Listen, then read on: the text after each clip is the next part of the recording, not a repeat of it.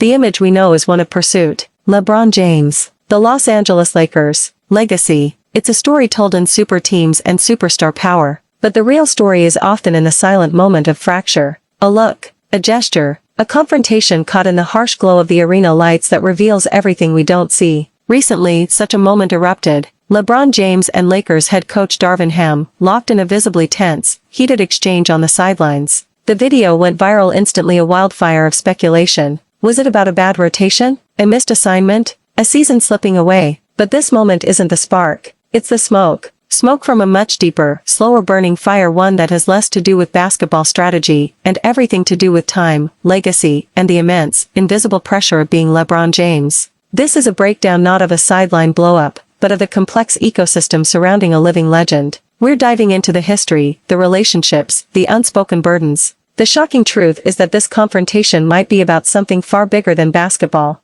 This is about the end of a road, and the strained architecture trying to hold up a kingdom. Let's freeze the frame from that viral clip. LeBron's posture turned away, hands on hips, a dismissive shake of the head. Coach him pleading, explaining, but not commanding. This is the language of broken trust. This isn't a student questioning a teacher. This is the CEO questioning a manager in front of the entire company. Immediate reactions were polarized. Some defended LeBron's passion. Others criticized an erosion of authority. But both sides are trapped in the shallow end. To understand this, we must rewind. LeBron's history with coaches is a masterclass in power dynamics. He has outlasted them, clashed with them, and found synergy with them only when their systems proved worthy of his peak. He has always been, de facto, a co-GM and a co-coach. His monumental basketball intelligence creates an inherent tension. Any coach must simultaneously leverage LeBron's brain while maintaining his own authority. It's a tightrope walk over a canyon. Darvin Ham walked into this knowing the script. A first-time head coach tasked with steering a LeBron-centric team. His early credit was built on restoring identity, but credit in the LeBron universe is a currency that devalues fast. With injuries, inconsistent play, and a flawed roster, the strain showed. Ham's rotational experiments, his public comments, his puzzling schemes, all of it landed on the desk of a player painfully aware his clock is ticking.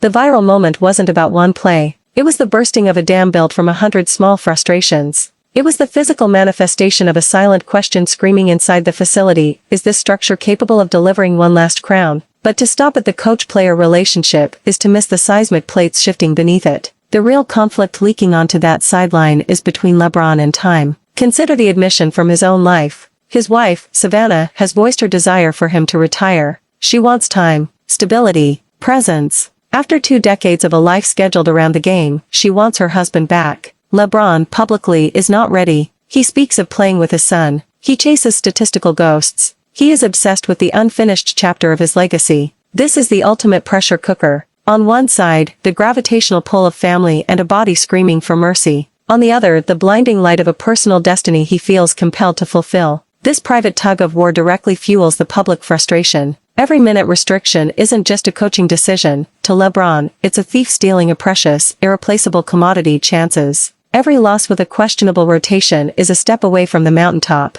Every moment of perceived tactical weakness feels like an anchor tied to his legacy. When LeBron glares at Ham, he isn't just seeing a coach. He's seeing an obstacle on the final, narrowing path to his own destiny. The intensity is born from a terrifying thought: what if I do all this work, sacrifice this time away from my family, and the people in charge can't get me there? This connects to his past. Growing up with instability, LeBron has spent a lifetime building and controlling his environment to create safety. The Lakers, right now, feel unstable. An unstable roster, unstable health, and in his eyes, potentially unstable leadership. His reaction is to grip tighter, to demand more. The sideline outburst is a manifestation of that fear, the fear of his meticulously crafted ending slipping away. This tension exists within a larger, dysfunctional echo chamber, the Lakers' front office. The shadow of LeBron's influence looms over every decision. The composition of the roster, often older, defensively limited, reflects a desire to win now, sometimes at the expense of sustainable team building. Coach Ham is caught in the middle. He is handed a roster with glaring flaws and told to compete for a championship.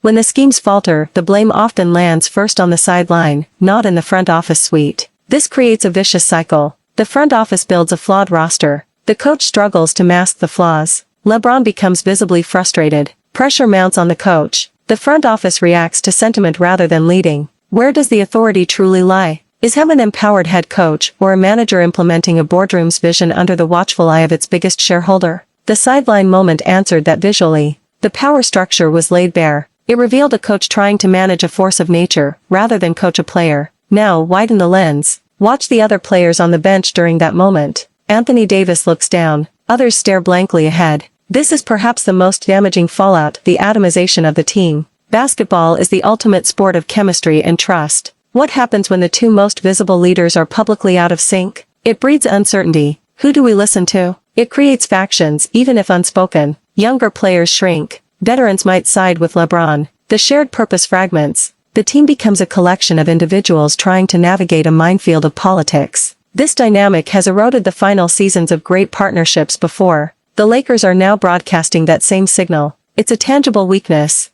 There is a profound parallel here, a lesson in pressure from LeBron's own life. For years, the narrative around his marriage was one of a perfect, unbreakable fairy tale. Recently, a more nuanced truth has emerged. Savannah has admitted to exhaustion, to the strain of constant adjustment. LeBron has admitted fear of losing his anchor. Their marriage didn't break under immense pressure. It bent. It absorbed the strain through communication, honesty, and a choice to keep choosing each other. But the bending came at a cost. It required retreat and brutal honesty about needs. Contrast this with the LeBron-Lakers dynamic. Is there room for bending here? Or is it becoming unyielding? LeBron's need is clear, a perfect structure to maximize his final years. The organization's need is clear, to leverage LeBron for championships. Hem's need is to establish his authority. When Savannah expressed her need for time, it forced a private negotiation. When LeBron expresses his need for perfect basketball, it becomes a public confrontation. One environment allowed for bending and survival. The other the high-stakes, public, when now NBA crucible often punishes flexibility. It demands rigid results.